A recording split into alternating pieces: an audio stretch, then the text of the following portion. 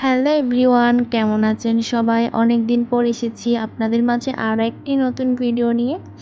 তো অনেক ব্যস্ততার কারণে আসলে এতদিন ভিডিও দেওয়া হয়নি। অবশ্যই একদিন শেয়ার করব সব কিছু। তো আজকে দেখাবো আমি চিকেনের অবশিষ্ট বেঁচে যাওয়া হাড়, গিলা সব কিছু দিয়ে একটা রেসিপি।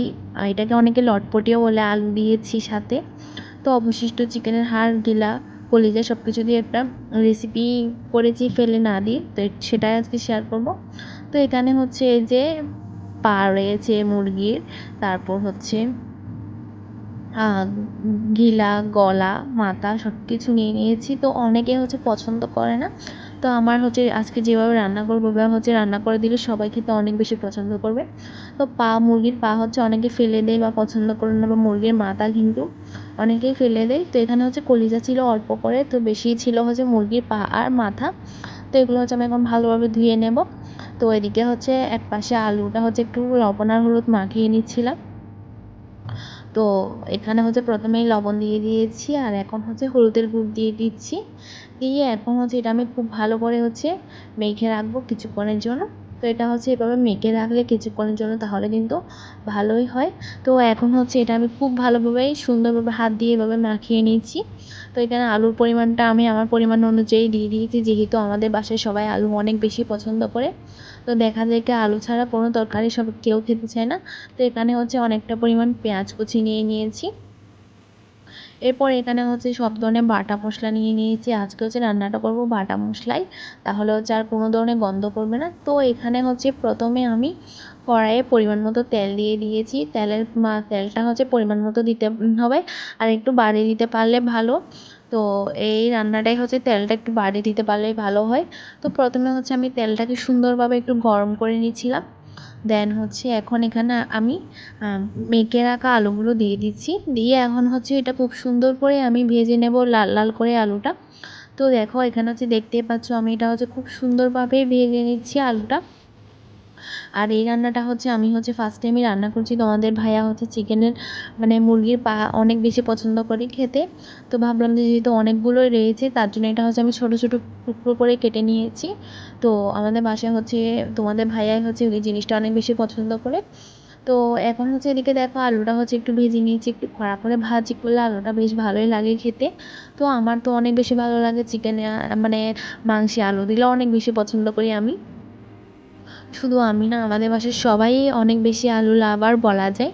তো এখানে এটা আমি খুব সুন্দরভাবে এখন লাল লাল করে ভেজে নিচ্ছি। দেখো সুন্দরভাবে উল্টিয়ে পাল্টিয়ে, না হলে কিন্তু নিচের দিকে লেগে যেতে পারে। তো আমার মোটামুটি ভাজা শেষ। এবার আমি সবগুলো আলু খুব সুন্দরভাবে তুলে নেব। তো এখানে মোটামুটিভাবে ভেজে নিয়েছি, আবার একদম বেশি কড়া করেও ভাজিনি, মিডিয়াম আঁচে রেখে সুন্দরভাবে আমি আলুটা ভেজে নিয়েছি।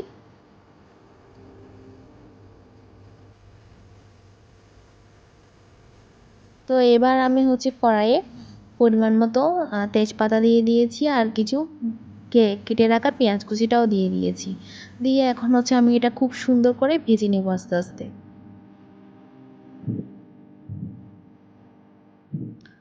তো এখানে দেখো আমার মোটামুটি এটা প্রায় ভাজা কমপ্লিট হয়ে যাচ্ছে। এটা আমি খুব সুন্দর করে লো আছে লো হিটে ভেজে নিচ্ছি। তো তোমরা দেখতেই পাচ্ছ এটা খুব সুন্দরভাবে আমি ভেজে নিয়েছি। আর আবার বেশি কড়া করে ভাজলেও হবে না, জাস্ট নর্মালভাবে একটু লাল লাল করে ভেজে নিলে হবে। তো এভাবে আমার মোটামুটি ভাজা কমপ্লিট। এবার আমি বেটে রাখা যে মশলাটা ছিল ওটা দিয়ে দিয়েছি। এখানে ছিল আদা বাটা, রসুন বাটা, জিরা বাটা, পেঁয়াজ বাটা। আর এটা আমি আজকে হাতে বাটা রান্নাটা করছি, যাতে ভালোই হয় খেতে।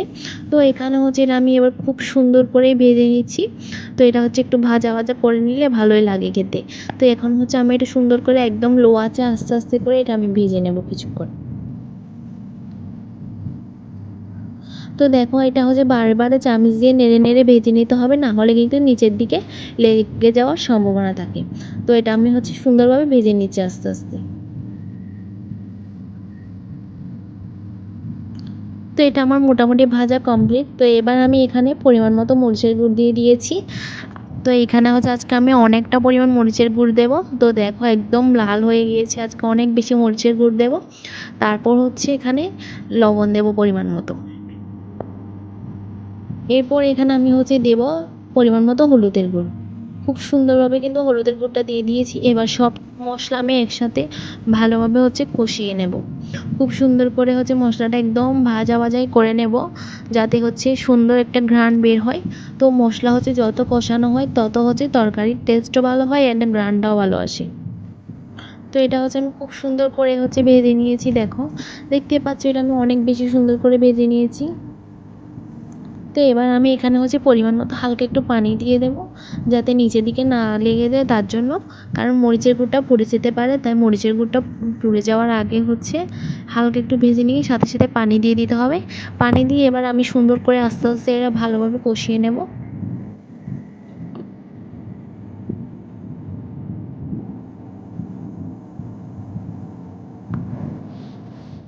তো এবার এটা হচ্ছে আমার হচ্ছে কষানোটা কমপ্লিট। এবার আমি হচ্ছে কেটে রাখা মুরগির পাগুলো দিয়ে দেবো। আর এখানে দেখো, মুরগির পায়ে কিন্তু এটা হচ্ছে যেহেতু মাঝখান থেকে কেটে নেওয়া হয়েছে, তার জন্য কিন্তু এটা লাল লাল দেখাচ্ছে।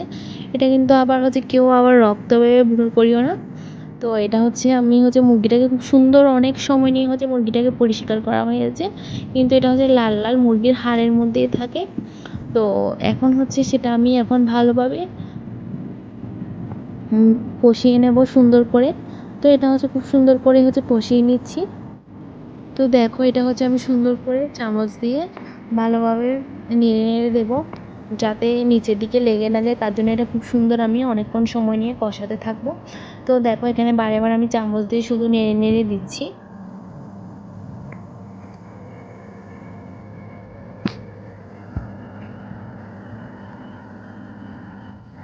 এবার আমি এটা হচ্ছে আবারও হচ্ছে চামচ দিয়ে আবারও কিছুক্ষণের সময়ের জন্য ঢেকে রেখে আবারও চামচ দিয়ে নেড়ে নেড়ে দিব। কারণ এভাবে হচ্ছে বারবার নেড়ে নেড়ে দিতে হবে, না হলে কিন্তু নিচের দিকে পোড়া লেগে যেতে পারে। তার জন্য এটা আমি খুব সুন্দর করে নেড়ে নেড়ে দিচ্ছিলাম বারবার। তো এবার আমি ঢাকনা দিয়ে দিয়েছি খুব সুন্দর করে, অ্যান্ড কিছুক্ষণ পর আবারও হচ্ছে ঢাকনাটা উল্টিয়ে দেখছিলাম। তো এখন হচ্ছে আবারও নেড়ে নেড়ে দিব খুব সুন্দর করে। তো এইভাবে হচ্ছে বারে বারে একটু নেড়ে নেড়ে দিতে হবে, না হলে কিন্তু নিচের দিকে পুড়ে যেতে পারে। তো এটা আমি খুব সুন্দর করে নেড়ে নেড়ে দিচ্ছিলাম, আর এটা খেতে এত বেশি মজা হয়েছিল। তো আমি হচ্ছে সচরাচর কিন্তু খাই না তেমন একটা পা, আমাদের ভাইয়াই পছন্দ করে, কিন্তু এটা হচ্ছে এইভাবে রান্না করার পর আমিও খেয়েছি অ্যান্ড অনেক বেশি মজা হয়েছিল। তো দেখো, আস্তে আস্তে কিন্তু কষানো কমপ্লিট হয়ে গিয়েছে। এবার হচ্ছে আমি এখানে হচ্ছে পরিমাণ মতো জল দিয়ে দিয়েছি। তো জলটা আমি হচ্ছে পরিমাণ মতোই দিয়েছি, যেহেতু একটু গ্রেভি গ্রেভি বা ঝোল ঝোল টাইপসের রাখবো সেজন্য। তো দিয়ে আমি এখন আবারও হচ্ছে খুব ভালোভাবে নেড়ে চেড়ে নিচ্ছিলাম। তো দেখো, জলটা কিন্তু দিয়ে দিয়েছি পরিমাণ মতো। এবার হচ্ছে আমি এটা কিছুক্ষণের জন্য ওইভাবে রেখে দেবো, দেন হচ্ছে জলটা ফুটে উঠলে আবারও একটু নেড়ে চেড়ে দিতে হবে। এরপর আমি এখানে হচ্ছে ভেজে রাখা আলুগুলো এবার দিয়ে দিচ্ছি পরিমাণ মতো। ভেজে রাখা আলু যেগুলো ভেজে রেখেছিলাম সেগুলো এখন আমি এবার দিয়ে দিলাম।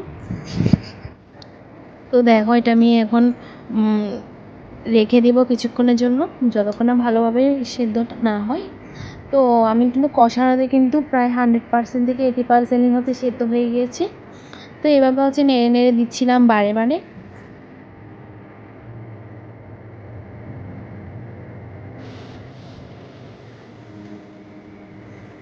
তো ফাইনালি হচ্ছে আমার রান্নাটা দেখো আস্তে আস্তে হচ্ছে কমপ্লিট হয়ে আসছে। তো এটা হচ্ছে এভাবে বারে বারে নেড়ে নেড়ে দিতে হবে, আর হচ্ছে চুলার আঁচটা একদম মিডিয়ামে রাখতে হবে। আর এগুলো হচ্ছে রান্না হতে একটু সময় লাগে, যেহেতু হাড্ডি, তার জন্য হচ্ছে এগুলো একটু ভালোভাবে হতে একটু সময় লাগবে, অনেকক্ষণ হাতে সময় নিয়ে এই রান্নাটা করতে হয়।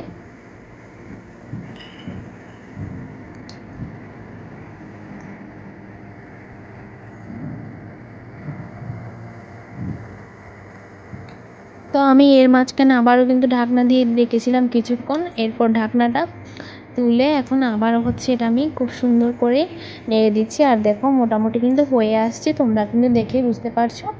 এরপর আমি এখানে আগে থেকে কিছু গরম মশলা বেটে রেখেছিলাম, এখন সেগুলো দিচ্ছি। দিয়ে মাংসের সাথে ভালোভাবে মিশিয়ে নিতে হবে। আর গরম মশলাটা কিন্তু চিকেনটা হচ্ছে নামানোর কিছুক্ষণ আগেই হচ্ছে দিতে হবে, তাহলে কিন্তু ঘ্রাণটা ভালো থাকে। তো গরম মশলাটা দিয়ে আমি খুব সুন্দর করে সব কিছুর সাথে ভালোভাবে মিশিয়ে নিচ্ছি। দেখো, খুব সুন্দরভাবে এটা মিশিয়ে নিয়েছিলাম গরম মশলার সাথে। আর এটা কিন্তু একদম দেখেই বুঝতে পারছো যে এটা একদম গ্রেভি গ্রেভি টাইপের হয়ে এসেছে। তো ফাইনালি আমার এখানে হচ্ছে রান্নাটা মোটামুটি কমপ্লিট হয়ে এসেছে একদম। খুব সুন্দর পারফেক্টলি হয়ে এসেছে। আর এটা কিন্তু খেতে এত বেশি টেস্ট হয়েছিল, অনেক বেশি মজা হয়েছিল। তো এখন হচ্ছে নামিয়ে নেবো। আর ঝোলগুলো কিন্তু মোটামুটি শুকিয়ে নিয়েছি প্রায়, যতটুকু শুকানো দরকার। তো ফাইনালি দেখো চিকেনের ফাইনাল লুক। এটা অনেক অনেক অনেক বেশি টেস্ট হয়েছিল। তো আমার আজকের ভিডিওটা আপনাদের কেমন লেগেছে অবশ্যই জানাবেন। দেখা হবে নেক্সট ভিডিওতে। আজকের ভিডিওটা এখানেই শেষ করছি।